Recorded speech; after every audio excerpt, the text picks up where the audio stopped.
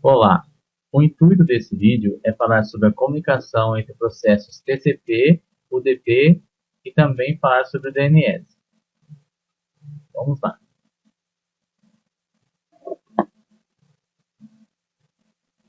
Comunicação entre processos TCP. O TCP ele é um protocolo da camada de transporte da arquitetura TCP/IP. As características do TCP. Ele garante a entrega do datagrama IP, executa a segmentação e regrupamento de grandes blocos de dados enviados pelos programas e garante o sequenciamento adequado entre a entrega de dados segmentados. Ele ordena os dados, os blocos que ele desagrupa primeiro e lá na chegada ele ordena tudo novamente. E ele garante, é um protocolo que garante a entrega desses dados. Ele verifica a integridade dos dados transmitidos usando cálculos de soma de verificação, famosos checksum. Envia mensagens positivas dependendo do recebimento bem-sucedido dos dados. Ao usar comunicação seletiva, confirmações seletivas, também são enviadas confirmações negativas para os dados que não foram recebidos. Ou seja, dependendo do tempo que é enviado essa mensagem positiva, ele entende que os dados foram enviados. Se demorar o tempo que ele espera por essa confirmação, ele reenvia o pacote. Oferece um método preferencial de transporte de programas que devem usar a transmissão confiável de dados baseada em sessões, como banco de dados, cliente-servidor e programas de correio eletrônico. Vamos falar agora como é estabelecida a conexão do protocolo TCP. É uma conexão two-way handshake, ou seja, é a comunicação de 3 caminhos, é a confirmação em 3 caminhos. Vamos mostrar aqui uma simulação sozinho. Primeira via, o cliente solicita a conexão. Ele envia um pacote com a flag sim, solicitando a conexão. Na segunda via, o servidor envia a resposta e aguarda a confirmação da conexão.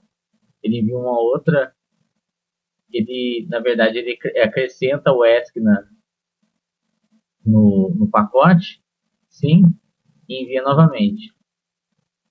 E na terceira via, o cliente responde iniciando a troca de dados. Você vê 3 caminhos para fazer a conexão. Funcionamento da conexão.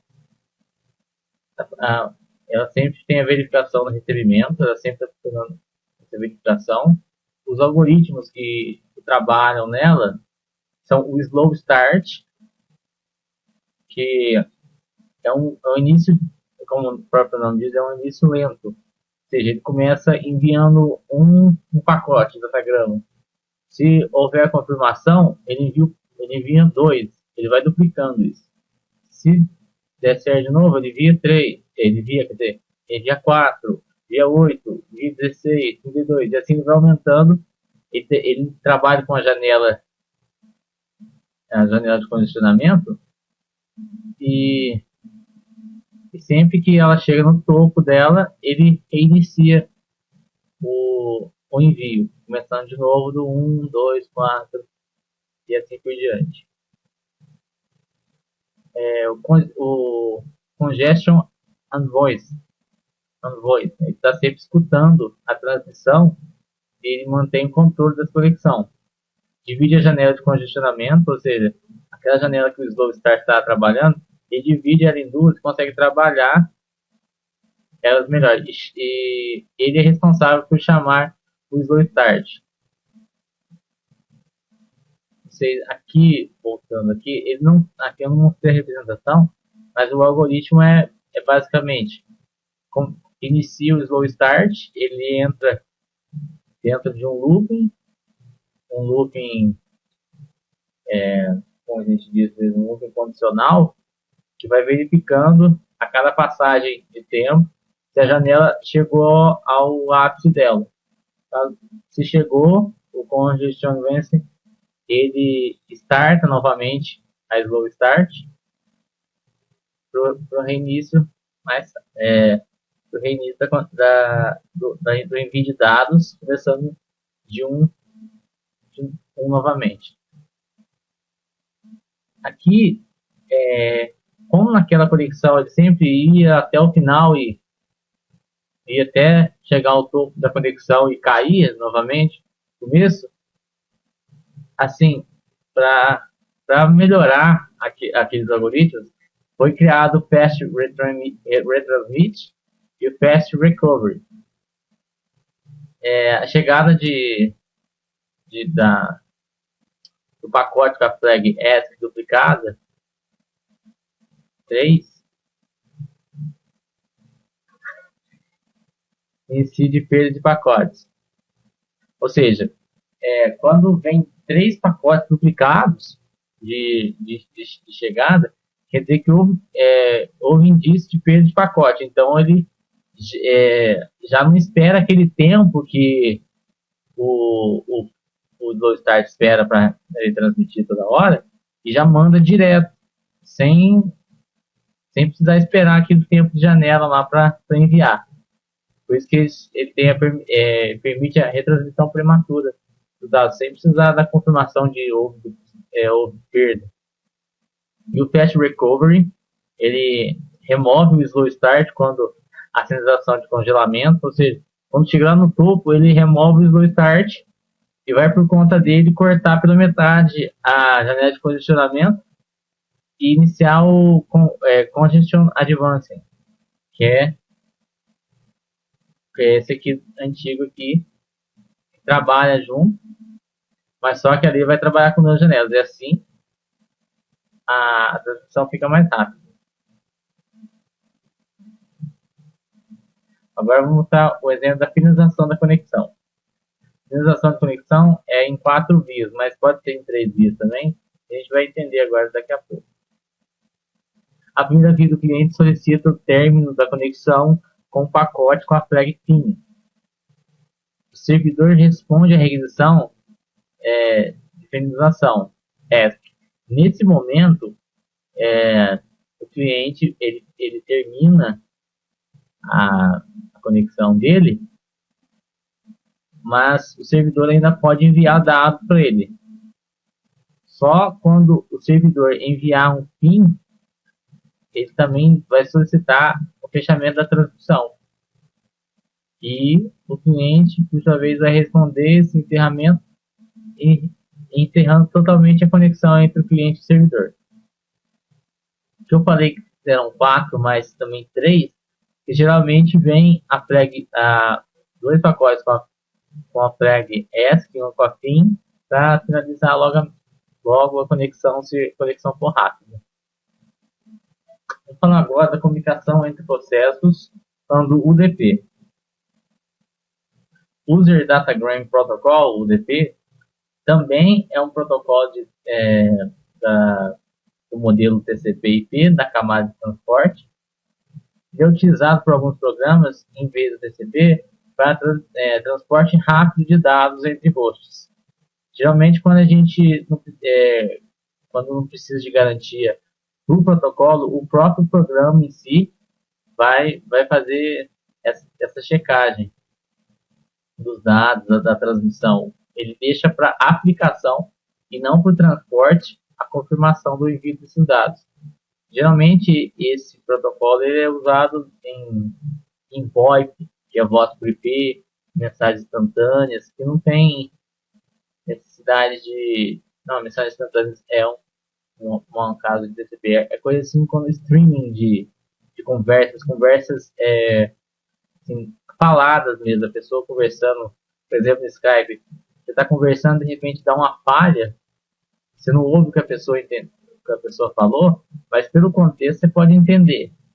Ele se baseia nisso, porque precisa de uma comunicação rápida, e a pessoa toda hora tem que fazer essa verificação sempre, aí você fala uma coisa, de repente aquela coisa vem depois do que você falou, uma outra coisa, fica confusa a conversa. Fornece um serviço de pacote sem conexão É muito mais rápido que o TCP justamente por não fazer verificações, você falou, por não estabelecer sessões. Todos os números de portas do servidor UDP menores de 1024, alguns números mais altos, são reservados e registrados pela Internet Assigned Numbers Authority, ou chamado IANA. Vamos dar um exemplo aqui, a P53, consulta em DNS, a relação de todas as portas, a gente pode ter um link aqui, você pode acessar, você vê todas as portas que tem lá. Aqui tem um cabeçalho DP, bem simplificado, com checksum, dados ali. Ele é bem simplificado para transmissão bem rápida. DNS, que é o Domain Name System, traduzindo para o português, Sistema de Nomes de Domínios.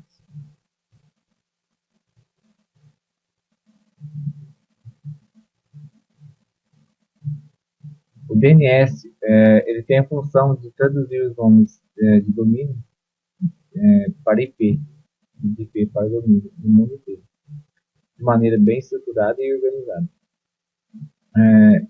Para isso, será preciso perceber o funcionamento do DNS como um grande sistema distribuído, onde parte do processamento e do armazenamento das informações é distribuído de maneira hierárquica em todos os computadores que fazem parte desse sistema. Então, a função do DNS é nos auxiliar. Toda vez que a gente vai digita o nome de um endereço de um site qualquer, o DNS ele pega esse nome, vai até um servidor de DNS, descobre qual que onde está esse endereço e devolve para o computador onde que ele vai encontrar a pasta onde está localizado esse site.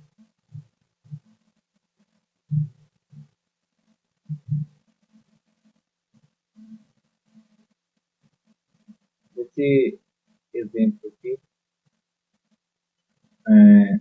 a gente pode perceber então que o,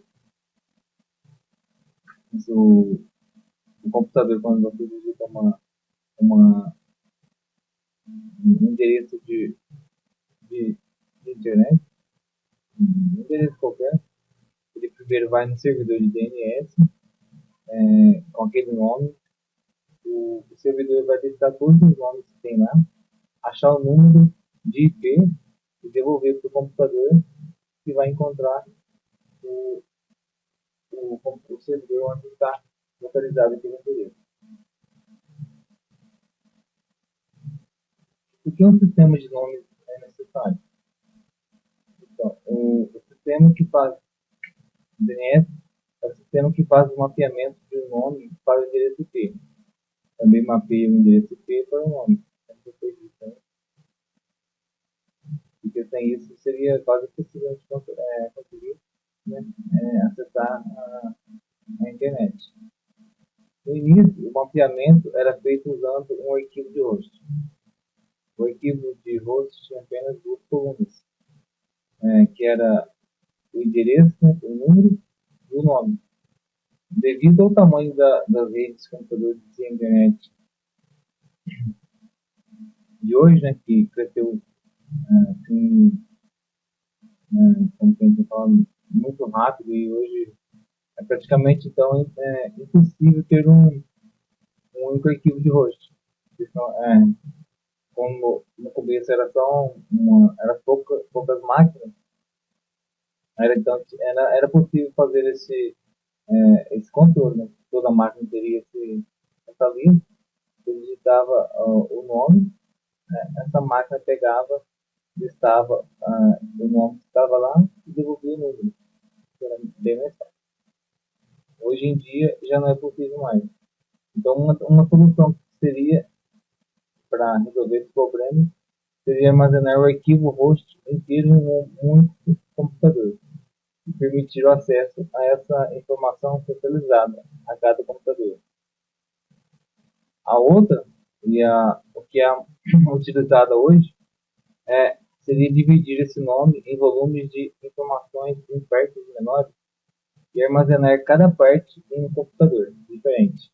Nesse método, o host que precisa de mapeamento pode entrar em contato com o computador mais próximo que tenha a informação necessária. E esse método é usado pelo sistema de nome de domínio, que é o DNS. Aqui a gente tem um modelo onde a gente tem lá em cima o servidor raiz, né? E de lá parte os outros servidores, como no caso a gente for usar vamos por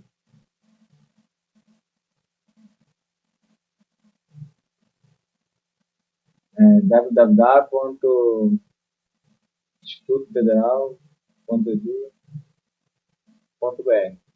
Então a gente primeiro como ele vem lá da raiz que é o BR, que é o BR, depois o MPEDU e assim por diante, até chegar na pasta www. Os nomes distribuídos aos computadores na internet devem ser únicos, pois os endereços de IP já são. O espaço de nomes definidos no DNS, que faz o mapeamento de cada endereço para o nome único, é organizado de maneira hierárquica. No espaço de nome hierárquico do DNS, cada nome é constituído por várias partes, na forma de uma árvore, similar ao de um diretório, ou pasta no sistema de um arquivo de computador. A primeira parte do nome ou diretório define a natureza da organização, ou país. A segunda pode definir o nome de uma organização ou a sua natureza, caso a primeira parte tenha sido um país. A terceira pode definir o departamento, a organização e assim por diante. Cada nó na árvore tem um rótulo, que é uma série, com no máximo 63 caracteres. O rótulo da raiz é uma série nula, vazia. O DNS exige que os feeds de um nó tenham um rótulo diferente, que garante a unicidade dos nomes de domínio. Cada nó na árvore tem um nome de domínio. O nome de domínio completo é uma sequência de rótulos separados por pontos. Os nomes de domínio são sempre lidos do nó à raiz, como exercício anterior.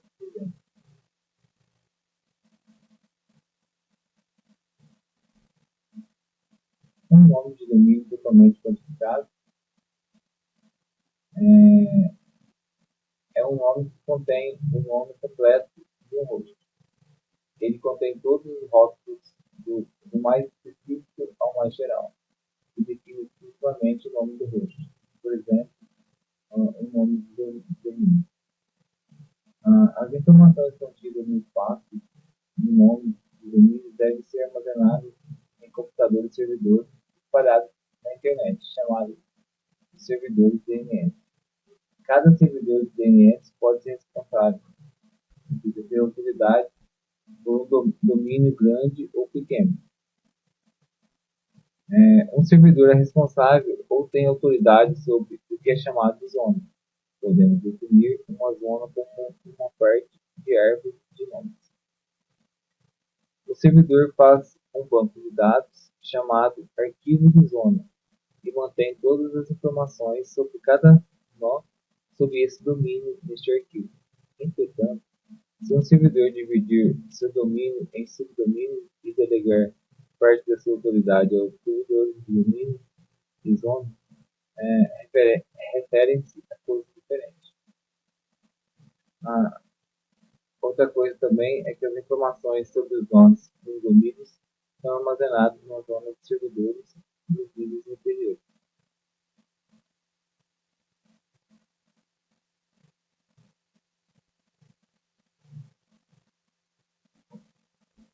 O DNS ele tem dois tipos de servidor, que são os principais e os secundários. O principal é aquele que teve delegada autoridade sobre uma zona, que é responsável por criar, manter, atualizar informações dessa zona. E o secundário é aquele que transfere as informações completas sobre as zonas do servidor principal e armazena o arquivo em seu disco local. E lembrando que o servidor secundário não cria nem atualiza os arquivos.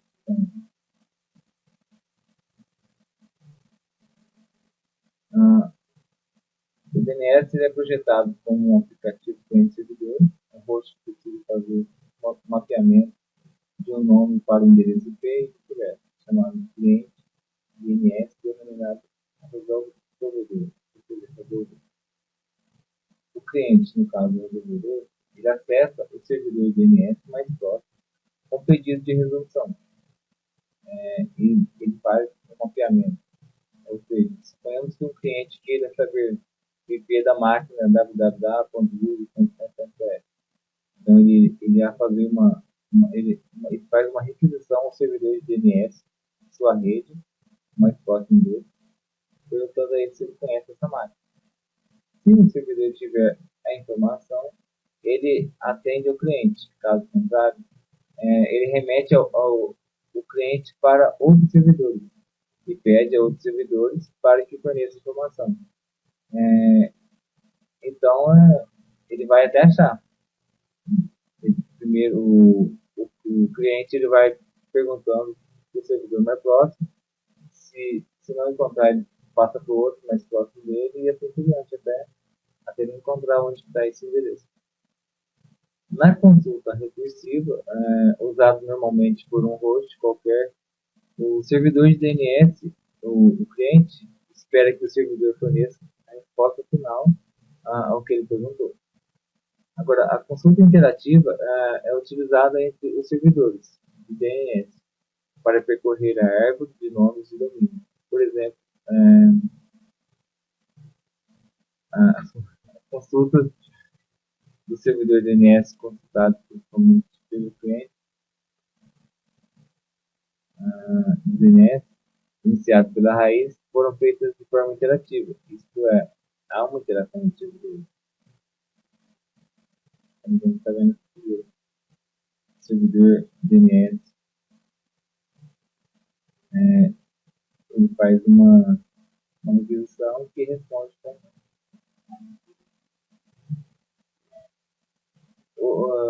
uma das vantagens do DNS é que ele usa o cache.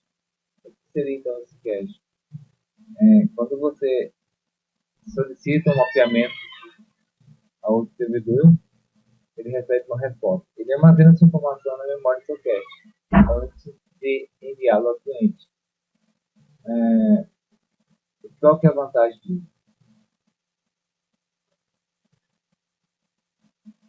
Qual que é a vantagem? É que, vamos supor, quando você faz uma requisição e o servidor ele armazena essa informação dessa de onde está e na hora que voltar esse endereço e passar para o primeiro de novo, ele armazena no cache. Outra vez que você ou outra pessoa for solicitar esse endereço, a hora que chegar lá, ele já vai estar armazenado. A resposta era muito mais rápida para você solicitar isso. O banco de dados que contém as informações sobre o domínio é chamado de arquivos de zona. Este é um arquivo de texto contendo vários registros de dados feitos ao domínio. Tais registros são produzidos como registros de recursos, ou consórcio de fatores. Uma mensagem de conteúdo do DNS deve conter o nome